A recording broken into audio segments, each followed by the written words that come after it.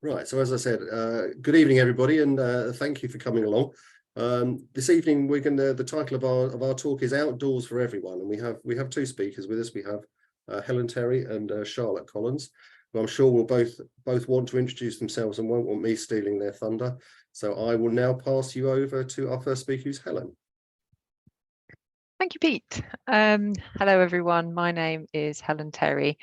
Our subject for today is outdoors for everything, for everyone. And what I want to leave you today is with the thoughts about the benefits of accessing green space and how we can try and make the outdoors a more welcoming place for people, whatever their situation. This is applying the learnings, as it says, type on the first page there already, more than one learnings from the Monument project. Monument was a project supporting the carers of people living with dementia and the people they support. And it gave us some really useful insights in basically that dementia doesn't have to mean less adventure, but also that if you get it right for people with dementia, you get it right for so many other people. So we've got some really interesting learnings. And the purpose of today was just to sort of, the project's now finished, but we want to sort of see how we can apply those learnings and share them with communities to see how communities might be able to benefit from that information. But just say who I am. I'm Helen Terry. I'm the team leader of the Greenways projects at Norfolk County Council. The Greenways projects are about improving access to the natural environment, and a lot of what we do is actually creating new and enhancing existing routes along our trails network. But also part of our remit is to engage with communities about some of the projects that we work on, and hence why we're here today. Also joining us for a few slides later on is Charlotte Collins, who I work really closely with. She's the strategic lead at Active Norfolk, and she's going to tell you a bit about Active Norfolk's purpose, priorities, initiatives to improve health and wellbeing for different audiences across Norfolk. So in terms of what I want to take you through today is to start with a bit about the health and wellbeing benefits of being outdoors, which, you know, is largely covered, but this is sort of taps into our wider public health messages from, we work closely with other departments in Norfolk County Council, and we wanted to bring in some of the other departments' key messages. So I have some slides about the health and wellbeing benefits that the public health team is trying to put out as well. As I mentioned, I want to talk you through the Monument project activities and the outputs, but then the learnings and insights. So how do we take those learnings forward? Can we inspire you to do something inspiring? And also take you through the next part of the adventure, which is talking about our walking festival and talking about some of Charlotte's initiatives. So going into green space and health, these are some of the key messages from our public health team. And I want to take you through the benefits of accessing green space and the impact it has on our health and well-being. But just to rewind a bit, I think this is something just worth remembering. It's only a few years ago, the pandemic was such a huge disruptor in terms of our country's public enjoyment of the outdoors, you know, the positive impact on walking behaviour, impact on attitudes. There was this intention to walk and cycle more, and the indications are it is dropping off a bit, but it was this disruptor, and it gave us this increased appetite to engage with nature, greater exploration of our local paths during lockdown. And I think we all just appreciated the impact the outdoors can have on our mental health. And I don't know if you remember, but Norfolk was also one of the counties most impacted by the surge in domestic tourism. And our teams in particular saw a really increased use of the trails throughout the pandemic. But why does it matter? It has such an impact on our mental health, on our physical health, but also really importantly, things like childhood development, physical activity, environment health, but it also has links to inequality. Indicators can be used to identify disparities in access to green space. Drilling down a bit into the mental health, many studies have shown that the importance of green space for mental health. Studies showed lower drug use for anxiety, insomnia and depression. Increased in exposure to sunlight counteracts seasonal affective disorder. Green spaces are associated with social interaction, contributing towards improved well-being. Also reduces salivary cortisol, a physiological marker of stress. It promotes behaviour change in health, increased social skills and self-confidence, and therapeutic interventions. And I just wanted to share this visual, which was taken from the Dementia Adventure training that we did last year. I mean, there's lots of ways in which spending time in nature can be positive for our mental health and well-being, but just this is an image of sitting quietly for 20 minutes, and then just shows how much the brain lights up just after 20 minutes of walking.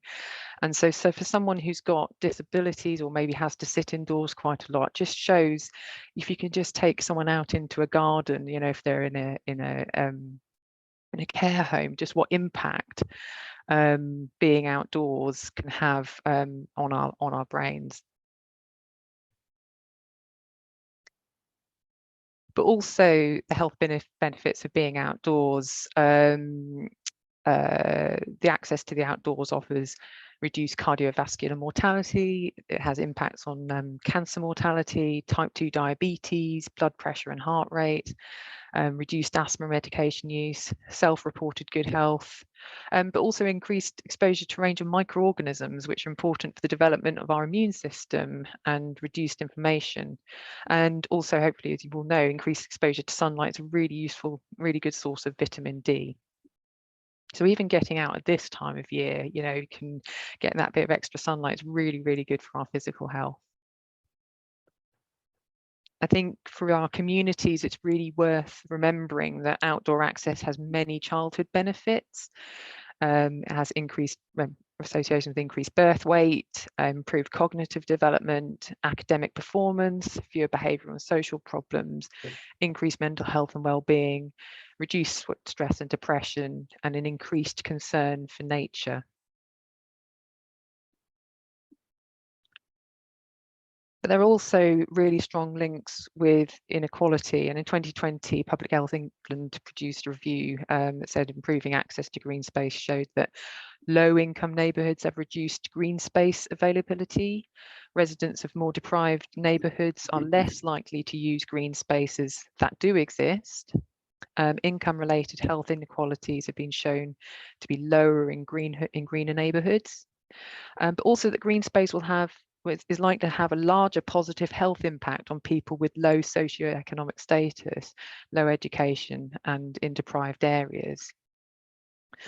So I think, you know, it's really important to remember that, you know, anyone can access nature, and it can have, you know, whatever their circumstances. So yeah, and hence why we want to bring in our monument project at this point. So monument stands for More Nurturing and More Empowerment Nested in Technology. It was a European Interreg 2 seasons project that brought together 11 partners from the UK, Belgium, France and the Netherlands. And the overarching aim was to provide support to informal caregivers of people living with dementia who are still living at home. So not people with really advanced dementia, but people still, as you know, within their unit can still hopefully get the benefits of being outside. But this was actually a focus on the carers as well.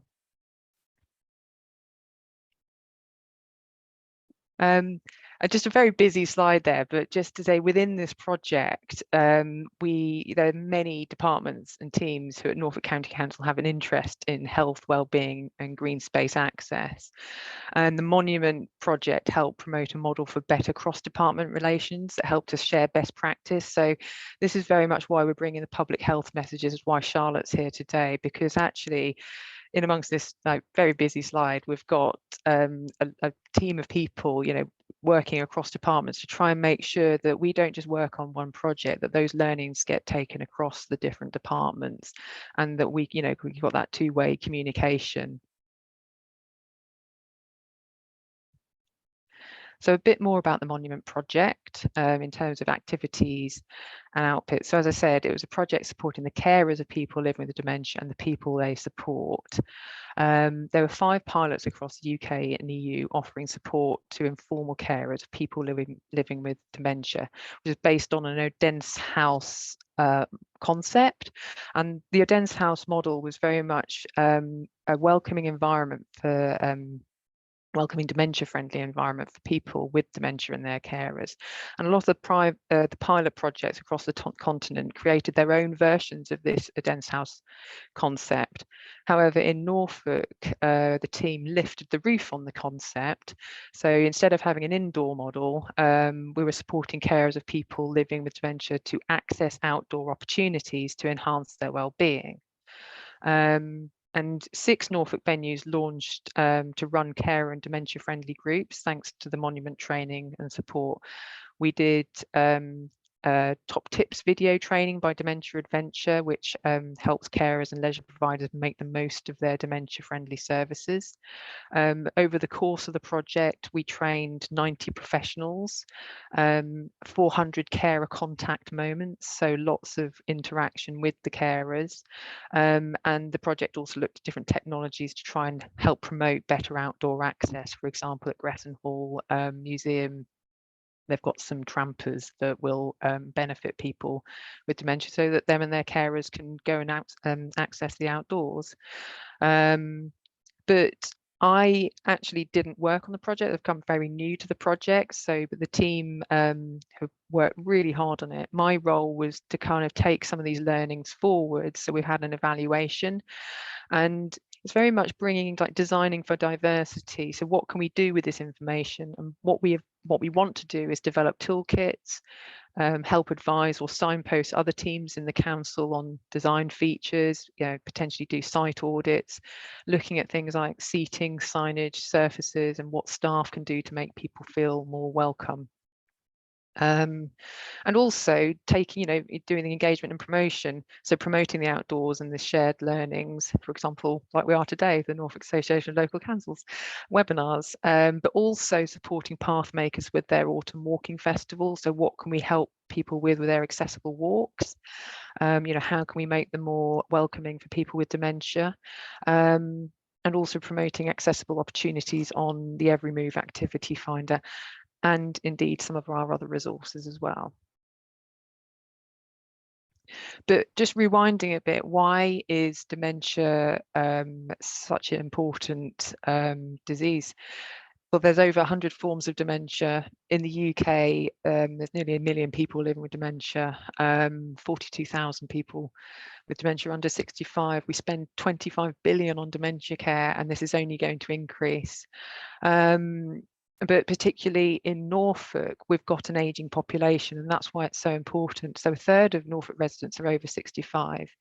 The average life expectancy is over 80 years for males and females. And we're living, on average, we're living in good health. Approximately 13,000 people have dementia, but by 2030, it's estimated that about 21,000 people will have dementia. Some of the symptoms on the side there, but I think a lot of them we probably know.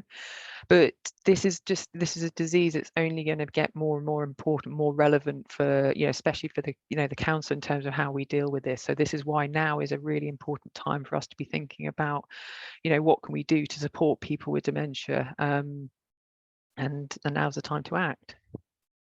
But in terms of the carers who took part in the Monument project, we took very much a bottom-up approach to trying to understand this. So we talked to them and tried to identify those outdoor barriers that put carers off going outside with their loved ones.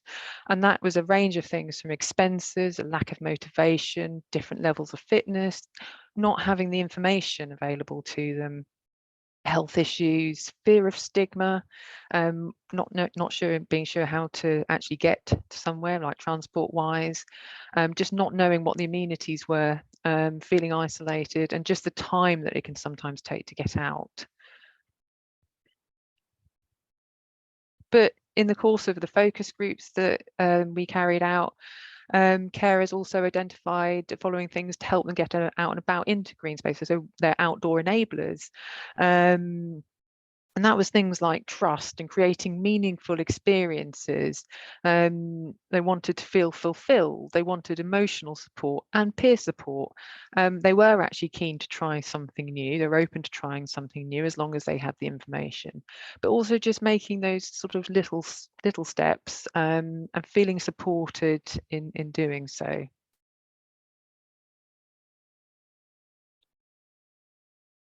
And it was a very bottom-up approach. So that's something that the team really learned, was this sort of co-creation. A bottom-up approach was vital to sort of initiate, design and deliver the projects. And some of the collaborations and activities that the Monument Pilot did included pond dipping with the Norfolk Wildlife Trust at Ranworth Broad, bird watching with the RSPB at Strumpshaw Fen, bushcraft with the Greenlight Trust, even sailing and boating with Nancy Oldfield on the Norfolk Broads. Art, we did this training with a Dementia Adventure, which was absolutely brilliant. They did walks with path makers across many locations. Also, one of the favourite ones was the, I'll just see if I can highlight them, the therapeutic sessions with cavies and cakes. One of my friends took part in that with her mum who has dementia, and it was just, the people just came to life. And these just trying to understand, and it was so useful in trying to, in sort of revealing what people wanted. And you know how they could overcome some of those barriers. But I think a lot of enjoyment was had, and I think it just really woke people up to that there were opportunities out there, that also fed back to the team the sort of information that they wanted. The team felt there was, there's lots of project learning, but 6 key lessons that the team really wanted to share included people's feedback about enable us, don't label us. They're still a person, but what can you do to enable us to get outdoors? Getting to know your location, finding your network and local advocates as early as possible. Just get talking with real people about what they want. This bottom-up approach really worked. I don't think parishes are going to go out and do focus groups, but just going out into your communities and just speaking to people about, what are the barriers, what could help overcome those in your community. Everyone wants different things in their time outdoors, but how can we design for different audiences? One of the things that keeps popping up is the 4 S's. So good signage, good seating, because everyone, seating is very important, making sure there's regular spots. Surfaces are very important, things you wouldn't really understand until you sort of do some of the training.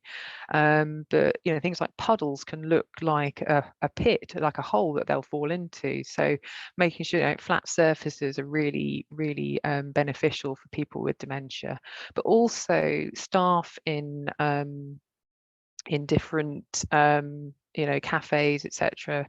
Having a welcoming attitude is just so incredibly important. But also you can do training, some really simple training to help people become more accepting and welcoming to people with dementia, things to look out for, and that's doesn't even have to take very much to learn that, and they've got some links at the end to some of that training. But fundamentally, just give me something interesting to do and see. And you saw that image of the brain. It doesn't have to be very much. It could be just sitting by a pond and some nature and a bird feeder. There's lots that you can do. And I think what's worth remembering as well is that we're looking at this with a pan disability lens. If you get it right for people with dementia, you get it right for so many others. So many other audiences, from people with parents with pushchairs to just people with reduced mobility, people with neurological issues. There's so many different other conditions that would benefit if you get sort of a walk right for someone with dementia. That means you're hitting so many other audiences as well. So what we want to do is try and inspire you to do something inspiring, and just having a think about what are the key assets in your community that you could, that might benefit people. What can you do to promote outdoor access for different people in your communities? Have you got anything that can be made into a little heritage walk, or just as an area where there's something of historical significance? Are there any nature walks that you could do, just to get people out walking and talking? Any sort of available spots where that could be done? Or are there any really accessible spots, places with really good surfaces, lots of seating, maybe near a cafe? Can you go on, take people on community walks, looking at sort of short mid-distance walks, but something that everyone likes is like a nice cake walk? So is there somewhere, with a cafe, that can just be outdoors, so it just provides people with an opportunity just to go, try and get outside? What does your community have? What are those assets? But it's also really good to create those experiences together, get to know your community. What would you like? Ask them, where would you like to go? Who would you like to go with? How would you get there? Getting from A to B, getting to these places can sometimes be tricky. What's that route like? What would you like to do? Is there anything that might be tricky? What can we do to help? What can we improve? It might be that you can make some really small changes in your community to actually open that up to a lot more people. So thinking a bit more detail about, are there accessible routes in your area? Do you have routes, parks, gardens, or attractions in your parishes and local spaces? Even the smallest intervention can benefit your more vulnerable community members. Is there a short circular walk with regular seating? Just a bench with a view. I was in the village of Upton the other day on a run, and I came across the most amazing bench with this beautiful pond, and there was birds flying around. I thought, what a fantastic spot, just to get someone outdoors, and is there a sensory rich planter you can put next to a bench, a wildflower verge, a bird feeding station? They can be really, really good. I think my colleagues thought intergenerational play with an outdoor toy like a tin can alley or a glockenspiel. When we were in the closing ceremony at Belgium, there was a sensory garden there which had some really great, I think if you've ever been to High Lodge, they've got some nice interactive musical elements there that just engage people with the outdoors. That might be taking it a bit far, but you could think about maybe having sensory boxes from the library or public buildings. But anything sensory, anything that just enhances the appeal of a certain area, a few tweaks can go a long way. Because, as I said before, dementia doesn't have to mean less adventure, and it's sort of doing anything to reduce those barriers can be really powerful.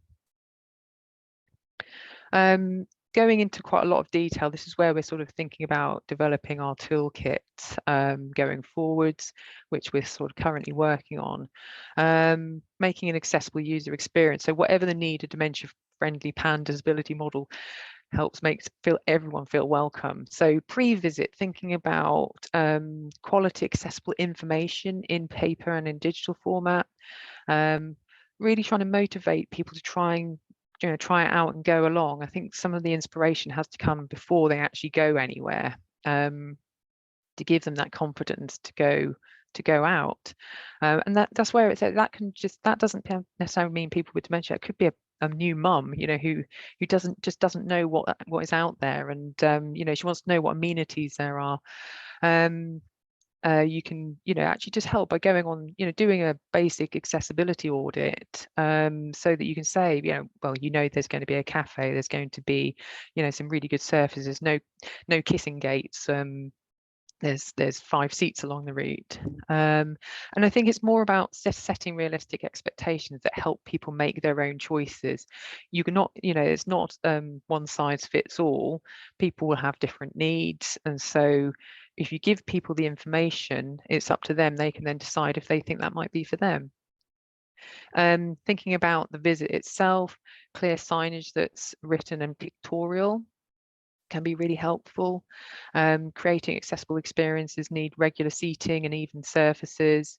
Group activities are sometimes, if they're well planned and steady pace, they can be really useful. Making sure you've got friendly trained staff and volunteers, and remembering 4S's again: signage, seating, surfaces and staff. But post visit, for people with dementia, offering takeaway items, keepsakes, and selfie stops to help capture those memories, because if when the brain's engaged, it can have a longer lasting effect. And something that I picked up on the conference was that just because people have dementia doesn't stop them making new memories. They may forget the old ones, but they can still capture memories and remember them. You can encourage or incentivize people to make repeat visits, share future activities if you've got anything, and always ask for feedback. Is there anything that could be done better? Because that will then help other people. Just briefly talking about the things like signage and seating and staff and surfaces again. Signage, the things that we've learned was having clear contrasting signs and symbols, because people have a lot of visual impairment when they've got dementia. Promoting independent wayfinding, clearly indicating if there is an accessible route, being consistent with things like signage, and offering accessible print versions. Accessibility isn't just on the ground stuff, it's also the information that you produce. So making sure it's in large print, not sort of words over pictures, making sure it's nice and clear and bold, and not using certain fonts and things. So there's lots of accessibility print that's worth finding out about. Seating, making sure there's seating at regular points, using ergonomic designs. Leaning bars, handrails and armrests are really useful, and provision for mobility aids. Staff, making sure that people are consistent, enabling, friendly, non-judgmental. Yeah, and then, like I said, equipping staff with good training. So I think the Dementia Friends training is quite light, but really useful. Surfaces, using access site audits, access checklists. What we're feeding, this is where our team are really helping with what the Norfolk Trails teams are doing, is looking at things like the surfaces. Is it free draining? Is it wide enough? What's the width? Is that compliant? Looking, accessing sites for slips, trips, falls. So there's lots that we can do, and that that we can start to learn about in terms of what makes a really inclusive, accessible walk.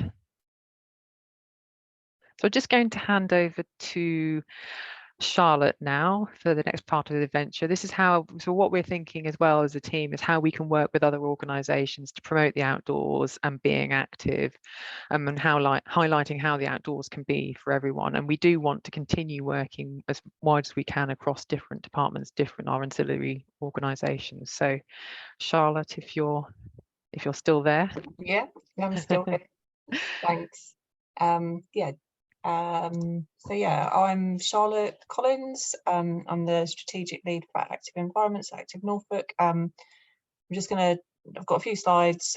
Just going to give a little bit of context about Active Norfolk and just share one area of our work. So Active Norfolk, we're one of 43 active partnerships across England.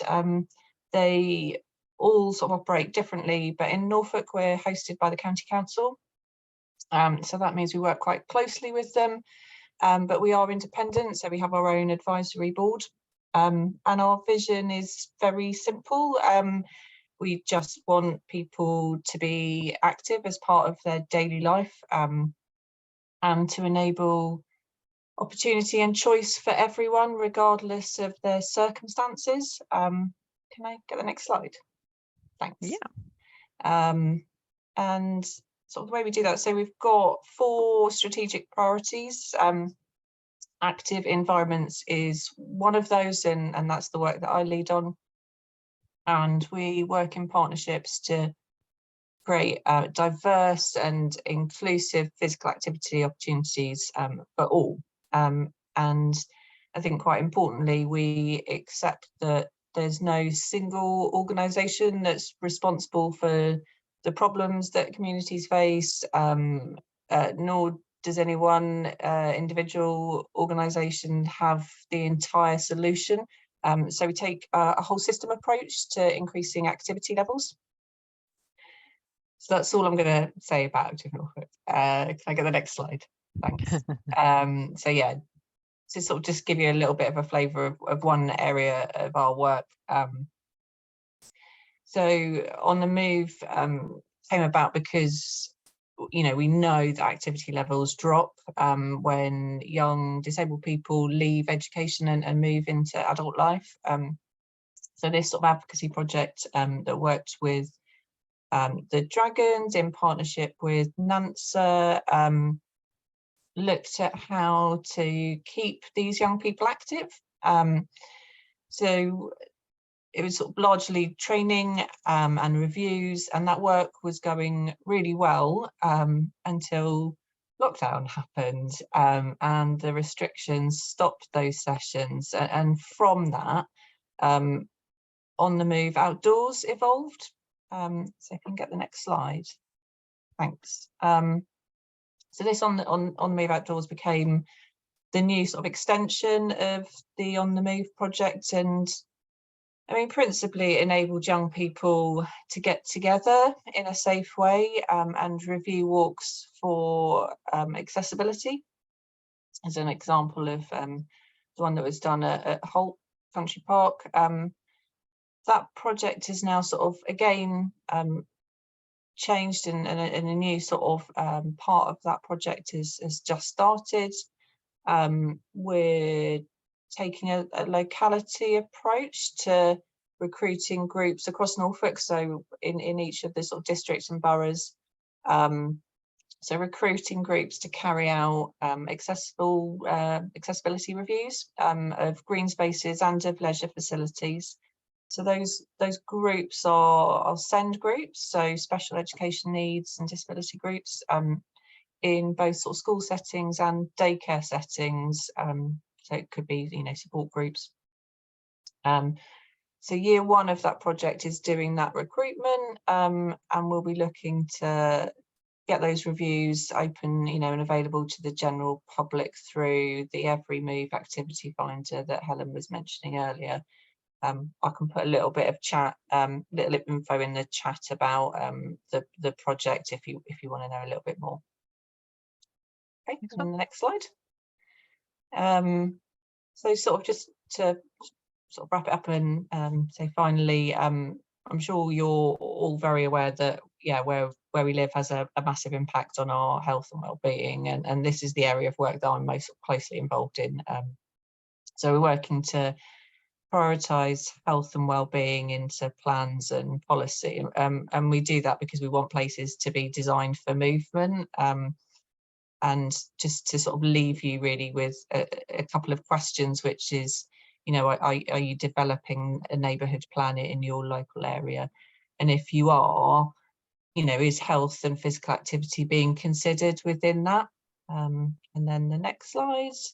So just a call and you know, an offer to get in contact. I've put my email address there. Yeah, please get in contact. We also have a locality team, so we have an officer that's sort of embedded with each of the district and borough councils, and they equally would love to hear from you. So yeah, please get in contact. Thanks.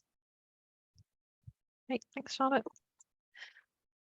So just the final part of the just what the message we're trying to put out. I think there's a real opportunity, and I wanted to put this on the radar now, because last year Walk Norfolk, which was run by Pathmakers, who connect Norfolk countryside and communities, did an amazing festival of walking, but it was quite late in the day that it was promoted, and we did a webinar with Pete actually at the beginning of October, which is when it started. but had we got a bit involved a bit more with path makers earlier, we could have helped promote it. So that's what a key learning, that we want to do that now. And the key part of Walk Norfolk is an October walking festival that's accessible to all. So the focus is on access-friendly walking, welcoming all abilities, including people who may not regularly get out and about or have challenges that restrict their mobility. So the 2022 festival was actually, despite sort of not so much promotion, it was a really good event. There was 26 guided and 31 self-guided walks across the county. There were some of them paid for, some were free. They had themed walks, things like foraging, nature, heritage, art, beach cleans, dog walks. There was a real range of walks, like I said, with a focus on accessibility. And so this year, the team want to make it bigger and better. They're building on the feedback they received, and they want to expand their offerings to reach a wider audience. And they want to offer a range of events from short rambles to longer hikes. But they're also offering training opportunities. So it's worth, I'll just highlight their website and email address, so info@pathmakers.org.uk. So if you're interested in potentially some training opportunities with them, then do get in touch, because I think this is something that I'm really hoping that parishes maybe take some of the information that we've just talked through, have a think about your community assets, have a think about what walks you've got. Is there some parking? Is there something, can you put an event on in your community that is really, inclusive and accessible? It might not be accessible for everyone, but even just getting some audiences outdoors is better than not. So it would be a really lovely thing if we could try and get people to start thinking about what you might be able to do for this festival, so that we can make it, help path makers make it bigger and better, and then you'll have inspiration to go to other places and try new walks as well. And so I would like to leave you with that thought. But also, there are other things that you can do to make people feel welcome in your communities. Offering information, details of the local facilities and services, including benches and bins, can be a key thing as well. Can you offer route suggestions? If you're a keen walker yourself, can you share that information? Share your knowledge with your local community. Have you got a parish council website you can put links to relevant information on, and also information on local wildlife and the likeliest places to spot it, opening times and directions to local pubs, cafes, shops, etc. Attraction. Toilets is a key thing. There's a toilet finder app that's really useful but when you're out and about. Can you tell people about countryside code and other sort of local etiquette? Have you got any maps or leaflets and books available for reference? And just within your community, how can you make everyone feel welcome? Empowering independence, trying to avoid stigmas, welcome and thank you signs. There's I think one of the training gives you I think a sticker you can put in your window to make it look, make it obvious that you're welcoming people with dementia. Can you offer seating and a memorable destination?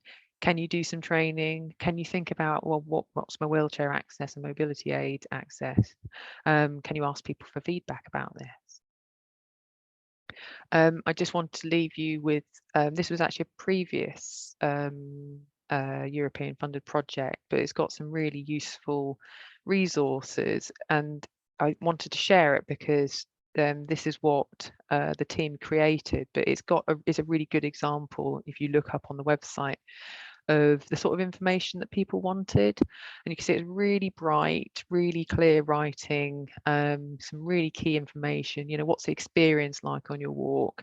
What can you listen to, smell, what can you see, what can you touch, points of interest along the walk. This one's actually for the Heacham walk, Norfolk lavender, which is a beautiful place when the lavender comes. Well, it's beautiful anyway, but there's all sorts going on there, because you've got the lavender, you've also got some animals around the back. You have to pay for that bit, I think, but the paths there are really accessible. There's lots of, it's got the cafe, it's got the toilets, it's got good parking.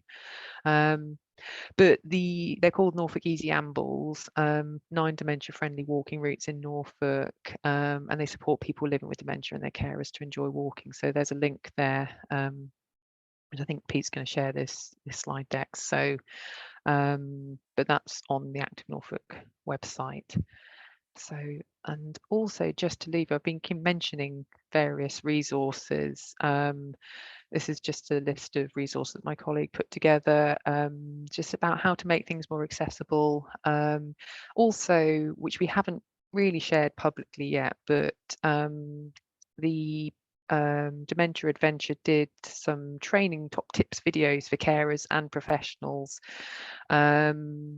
So, you know, for the carers, it was advice for family and friends of people living with dementia who are keen to get out and about. There's some really nice videos that are being created, and we will be sharing them more publicly next month when it's, I think it's Dementia Awareness Week, mid-May. If your parish is really interested in doing some proper dementia training, the training provider we use, we call Dementia Adventure, really good training, and they have some really useful resources and tools like auditing tools that we're sort of using now. Dementia Friends training scheme by the Alzheimer's Society is really good, and I think quite sort of user friendly and definitely worth looking into for, you know, businesses in your community. And Alanna's also put a nice link on Is Your Garden Dementia Friendly, environment assessment tool for communal garden spaces. So there's just some nice resources just to leave you with there that might be worth looking up if you're so inclined. But I hope that was useful. That's our team's email address, but also there's some in the email addresses of path makers there if you want to get involved with their walking project, and Charlotte's generic Active Norfolk email address as well there. So I hope that was useful. I hope that was interesting, but there's more to come, and my team is starting to work on hopefully some shareable toolkits that we can share later down the line with parishes and more widely, to really sort of have something, sort of some key takeaways from the learnings. But I think what we wanted to do at the moment was just put some of this stuff on people's radar and, you know, get people thinking, particularly for the walking festival, about what you can do within your communities. So thanks very much. Excellent. Thank you very much, Helen. Thank you very much, Charlotte. I'm just going to take down the screen so we can all see one another. Just to reiterate what Helen was saying there, the presentation will be available from our website probably from tomorrow. I will put it up, so if anybody wants to go and follow any of those active links that were currently shown there, or come back and revisit some of the things that Helen and Charlotte have been telling us about, then they will be available. Also, just to pick up on the walking festival, the plan is there will be a further webinar, I think in early to mid-May, with some people from the walking and cycling teams to talk about both the festival and things that parishes, town councils, VCSEs, generally voluntary organisations can do to encourage and promote walking and cycling, not just as part of the festival, but generally. Right, we have got one question that's already been posted in the chat, so I'll put that to both of you actually, because this, although this is actually the problem that we face in so many contexts, is that Simon mentions that he volunteers with the Nancy Oldfield Trust at Neatished, and one of the problems that they face is getting people out to actually access these. You know, obviously some people have their own transport or can call on friends or family, but equally there are many people who struggle.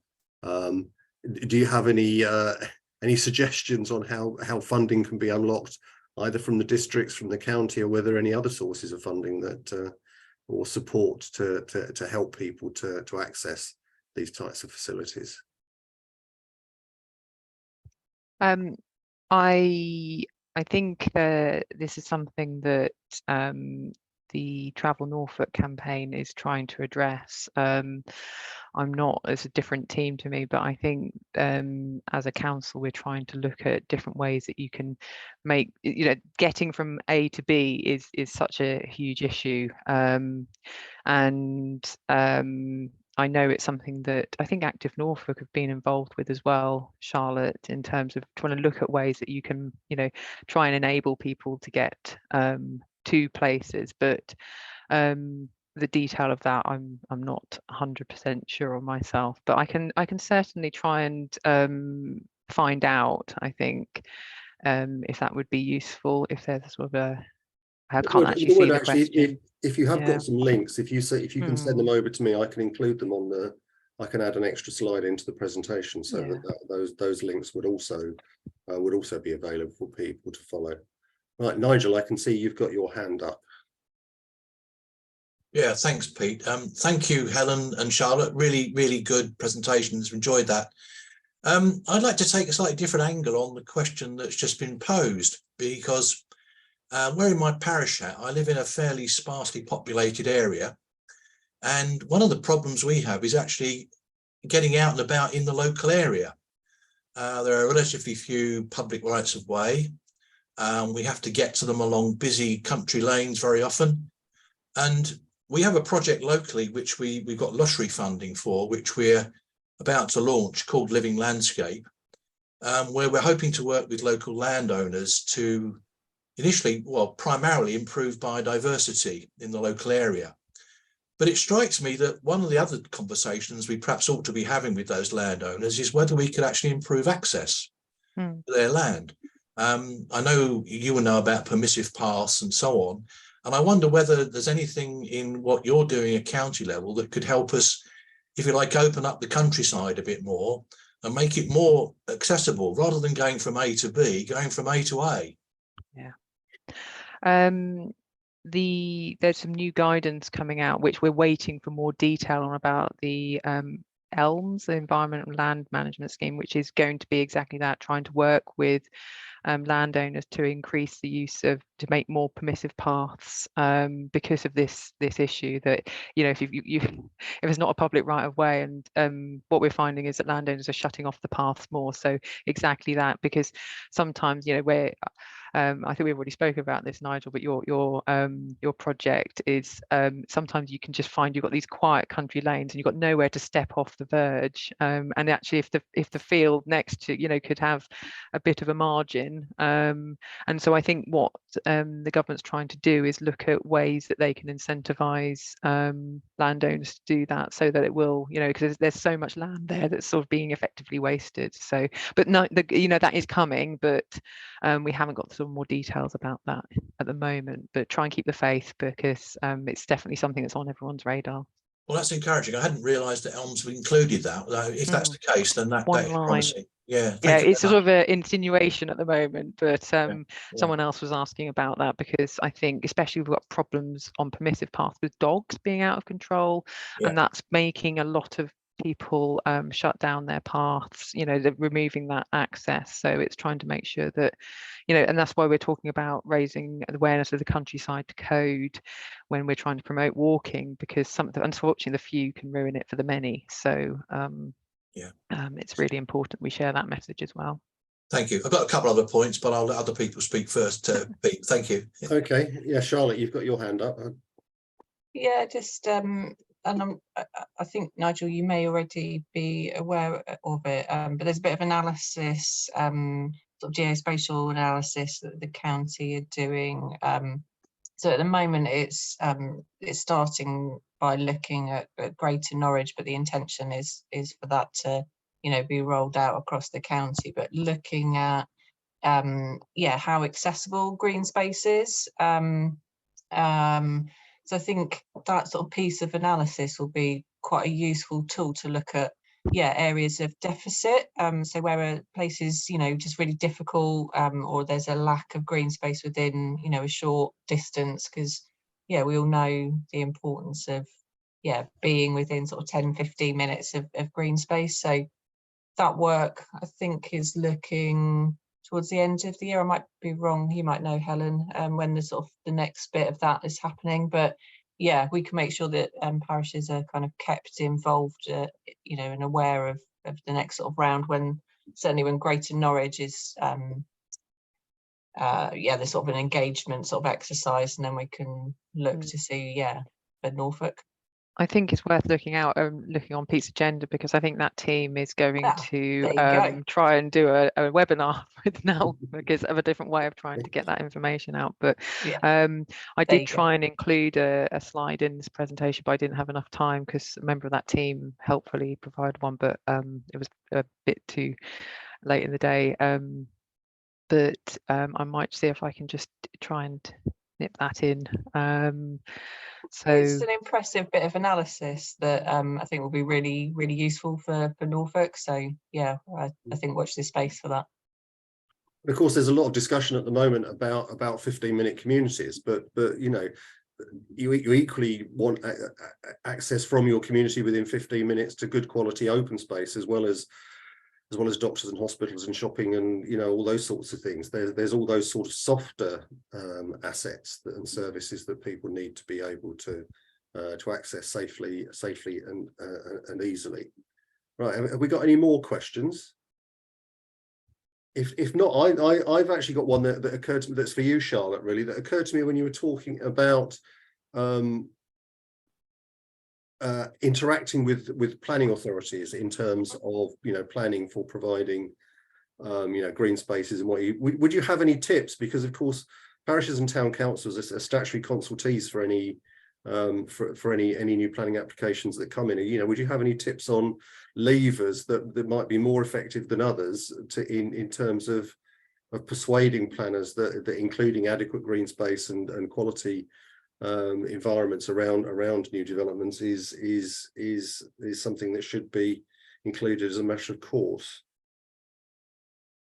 The answer to that might be no. I appreciate it, because lots of us have been banging our heads on a brick wall about this for a long time. But yeah, I mean, I think it's fair to say, you know, it's difficult, and you know, teams and planning teams are, yeah, they're really short-staffed at the moment.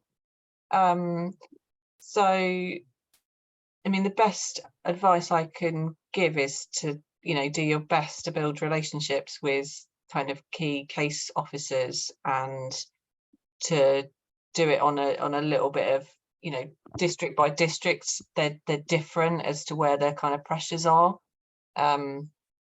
Appreciate that's you know, not necessarily a great answer and a great help, but I mean, if I could jump in there, I mean, one of the things I would say is I'm almost answering my own question, but I think one of the important things to do is to not give up on it. Yeah. Is that if you don't make the point to planners, and if you don't provide them with evidence, then they've got nothing to base a decision on. So yeah, I would if agree. you think the message is likely to be ignored, don't not send the message. Yeah, and equally, I think, you know, a lot of planners generally get into the profession because they believe in, you know, in good places.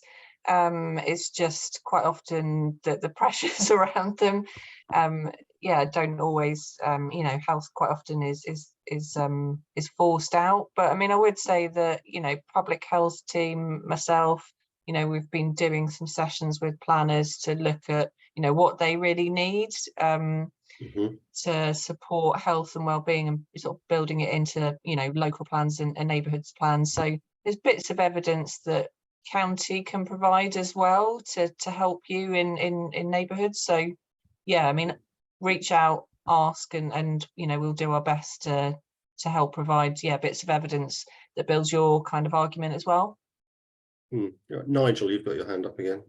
Yeah, thanks. I mean, guilty as charged. I'm an ex-planner. Sorry about this. We won't hold it against you. I would say that there's a really useful tool that's just been published by Natural England, the Green Infrastructure Framework. I attended an event last week which was absolutely fascinating, and it went through that amongst other things, particularly from the point of view of clean air, which is something we perhaps don't think about in terms of the environment very much. But in urban areas, obviously, clean air is vitally important, but also in rural areas where farms and associated land uses are generating all sorts of ammonia and other pollutants that are affecting the air. So I would recommend that framework to people. The point I wanted to make was wearing my other hat, which is Green Care Network, rather than my Havringland hat. We had a very interesting presentation recently from someone from the RSPB about a project called Nature Prescriptions. And I believe it's being actively talked about with the local health service as a possible development locally. This is basically a project where a calendar of things to look out for in nature is given to a person who is in need of perhaps nature connection. And it occurred to me that this would be a wonderful tool to have alongside the walks that we've been talking about, you know, combining the two in some way. I just mention that because Helen and or Charlotte might be interested in engaging in some of the discussions around the development of that project. And the other thing I want to plug is the Norfolk Green Care Festival, which is taking place from July the 22nd for 2 weeks. And we'd love to have some walks featuring in that. I've already talked to someone today from the Pathways project about that. And if we can get other sort of green care type events, nature connection events in that festival across the county, that would be fantastic. So if anyone's interested, please get in touch. I'll put my email in the chat. Thank you. That's an excellent idea. Yeah, Rob, you've got your hand up. Yeah, hi. A great little presentation and really enlightening as well. I've got a couple of questions. The first one is regarding funding for these kind of events. I'm currently chair of a working party in Clenchwarton, in the village of Clenchwarton, and we're also looking at currently making ourselves a registered charity. One of the things that we want to put these exact kind of things on, and it's one of our charitable objects, is to look at how we can engage with the community to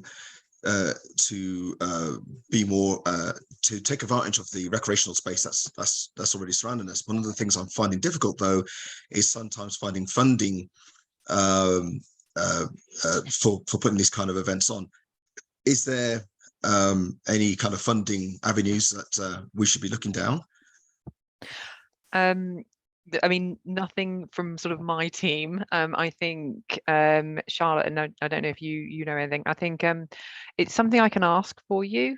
But in terms of, I don't tend to get involved with that side of thing, but I think actually if we're giving these sort of presentations, that's probably a useful thing to kind of have up my sleeve. So if you could enable me, just to allow me to just go and see if I can find some people who might know, that would be, oh, someone's put Nancy Oldfield in the chat.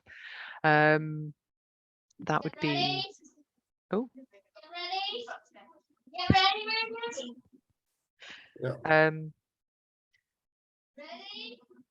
Yeah. There's some really useful suggestions being put up there for you, actually. So the other thing is there is a team at Norfolk County Council who give advice on how to seek and apply for grants, and I know that Graham Phillips, who runs that team, is an absolute fountain of knowledge about possible sources of places to apply for grants. Unfortunately, it tends to be quite a moving field. But there are some obvious places to go in the first place, and that's to look at potential national lottery funding, and you know, they have size pots that you can apply for. And I certainly know in the past they've asked us to encourage you know, parish and town councils to put in applications, because you know, they feel that there are projects out there that they would like to fund, but if the applications don't go in, then they can't just hand the money out. They have to Yeah. receive an application. Something has to come from our end, as it were. I think it's worth mentioning as well that county councillors have a discretionary fund that they can spend on anything in I think, you know, relating to highways. That could be something that you could approach your county councillor about, and obviously it could have been spent on something else, but it's worth asking. So when we were working with the Million Trees projects, that was something, a lot of the trees were funded through that, but it depends on what the scale of what you're trying to do is. If it's a small event, then that really might be worth approaching them to say, we've got this and we think this is of it's worth having a look on the council's website about what the conditions are. But I think that could be, you know, sometimes that heritage lottery funding can be a big chunk of money potentially, but if you're looking for quite a small pot, that might be worth a try. Yeah, I mean, the idea is to spin up run an event to start off with, but the spin-off from that is to form a group who will do it regular. They will do a regular walk around particular areas of the village. And the other part of that leads me on to the other part of the question, really, which is getting help finding the best routes. I've got 2 routes in my head. In fact, I've got 3. One can be quite long. It's quite scenic though. It's quite nice route. It's great to cycle. Not too sure about the walking though, so it's a bit long. So my question is there a somewhere where we can get advice or support in helping sort of develop those routes and getting the best routes and finding the best routes? It's interesting. That's part of what we're trying to do with the toolkits, because there's and we've been approached by that from another councillor about making that sort of information. I mean, I had a conversation with Nigel a couple of months ago about this sort of thing. It's like, what do you need to look out for? And I think, you know, I know that information, but I can't talk to 500 different parish councils about it because I haven't got enough time in the day. However, if we can create something that's really user friendly that we can sort of distribute, I mean, you know, there are really, you know, some really key things to think about. It's obviously like the safety of the route, who's using it, and the safety of it being the key thing, the distance, you know, what the stopping points is there. But I think one of the key things that people just aren't aware of is the whether it's a public right of way or a permissive path, because they're quite different things, or whether you can even go across it at all, because sometimes people tend to use routes and, you know, the landowner might turn a bit of a blind eye, but actually it's private land, and we've had people before trying to create a route and wondering why you know, that access has been stopped, is because it's actually private property. So sort of that's a really good place to start, is identifying and then there's highways maps, which I've shared on presentations before, but there's sort of ways of checking what the status is of that route, and so that's really a good starting point. But then the next thing is obviously, is it safe? Does it make sense? And then this sort of extra stuff about surfaces and seating, and, you know, if there's a coffee stop nearby, and obviously like the distance and who you're trying to appeal to. So that, you know, but that it just in that I've listed about 10 things that is very easy. It's all in my head, but we want to be able to share that with you, and that's what the dementia adventure training covered as well. Because if you go through that audit and you've got a lot of tick boxes there, then you're going to hit quite a lot of different audiences.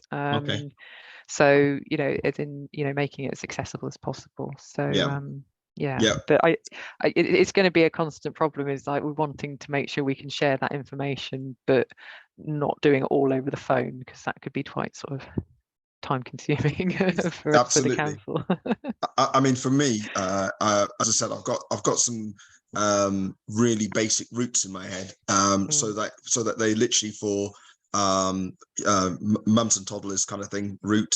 Then you've got the dog walkers route, and I find that the kind of stuff that we're trying to do is we're trying to connect the well-being with the keep fit, stay active.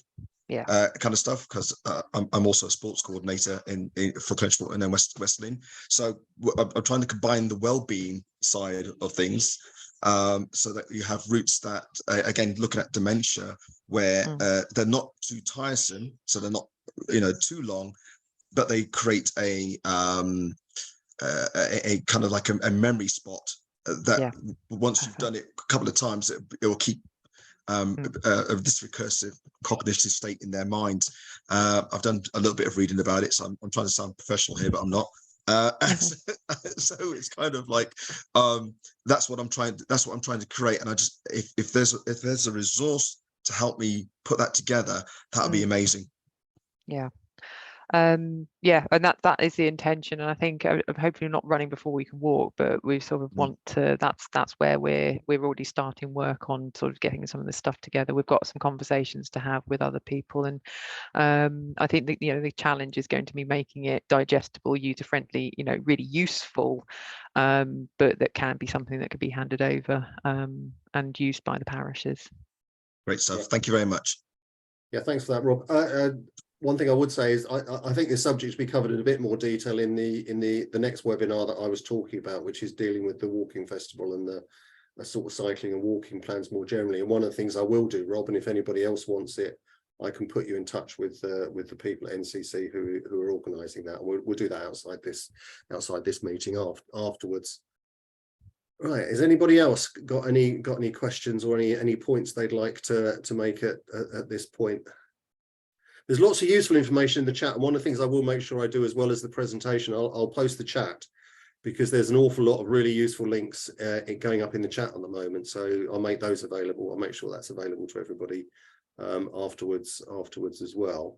And I noticed in the chat that Philip has asked me to send out a copy of the slide deck directly, rather than just posting it on the website. If anybody else would like to receive a copy of that presentation, if you post your email in the chat, I will make sure to include you when I send that out. So if anybody else would like that.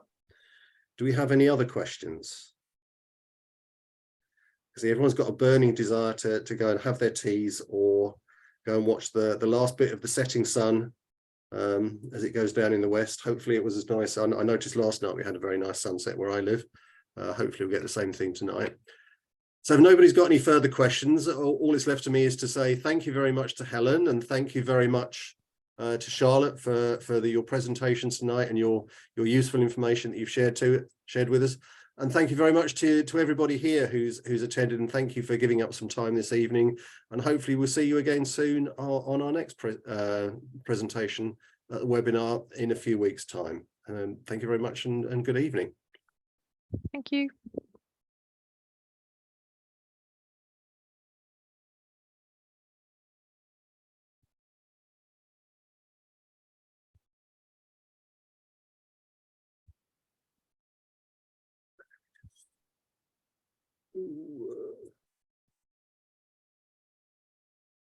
Stop the recording.